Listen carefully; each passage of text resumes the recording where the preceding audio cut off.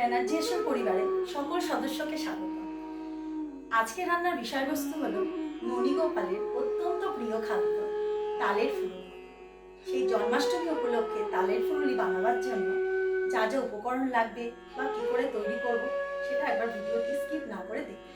জন্মাষ্টমী উপলক্ষে তাল ফুলুরি বানাবার জন্য একটা মাঝারি সাইজের তাল নিয়ে নিয়েছি। তালটাকে একটা ছুরির মাধ্যমে এই রকম ভাবে চিড়তে হবে।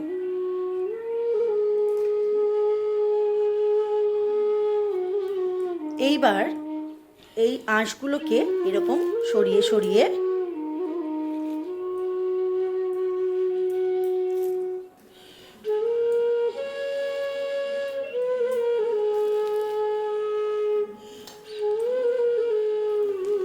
এইরকম ভাবে তিনটে আটি বেরিয়ে গেছে।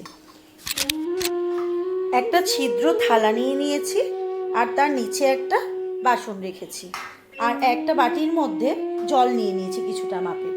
এইবার এই আটিগুলো নিয়ে একটু জলের মধ্যে একটু জল হাত করে নিয়ে এইবার এই স্ট্রেনারের মধ্যে এরকম ভাবে ঘষবো। এরকম ঘষলে কি হয়, এর যে তালের যে আঁশগুলো আছে এগুলো পুরো আঁশ ছাড়া নিচে পুরো কাঠটা জমা হয়ে যায়, তাতে খুব সুবিধে হয়।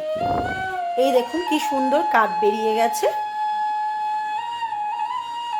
দেখুন কতটা কাঠটা বেরিয়ে গেছে স্ট্রেনারের মাধ্যমে। এই রকম স্ট্রেনারটা ব্যবহার করার সময় এইরকম একটু হাতে উঁচু করে নিয়ে ঘষতে হবে। একটু শুকনো হয়ে এলে মাঝে মধ্যে একটু জল দিয়ে এটাকে নরম করে ভিজিয়ে নিতে হবে, নিয়ে আবারও এরকমভাবে ঘষে নিতে হবে। স্ট্রেনারের মাধ্যমে তিনটে আটি থেকে কাঠ বের করে নেওয়া হয়ে গেছে। একটা পাত্র নিয়ে জন্মাষ্টমীতে তালের ফুলুরি বানাবার জন্য 1 কাপ চিনি, 3টি কলা। এবার এটাকে ভালো করে কলার সাথে চিনির সাথে মিশিয়ে নেব। কলা চিনির মিশ্রণের মধ্যে দিয়ে দেবো 2 কাপ ময়দা, 1 কাপ সুজি, 1 কাপ নারকেল কোড়া, 2 কাপ তালের কাঠ। মিশ্রণগুলো একসাথে মিশিয়ে নেব। মিশ্রণটিতে অল্প অল্প করে 1 কাপ দুধ নিলাম, প্রয়োজন মতন মেশাতে হবে। মিক্সড ভালো করে হয়ে গেছে। এবার এটাকে 10 মিনিট চাপা দিয়ে রেখে দেব। তেলটা গরম হয়ে গেছে। জন্মাষ্টমীর উপলক্ষে তালের ফুলুরিগুলো এই ডুবো তেলের মধ্যে ভেজে নেব। অল্প অল্প ছোট ছোট করে বল মতন করে এরকম করে ফুলুরিগুলো বানিয়ে নেব।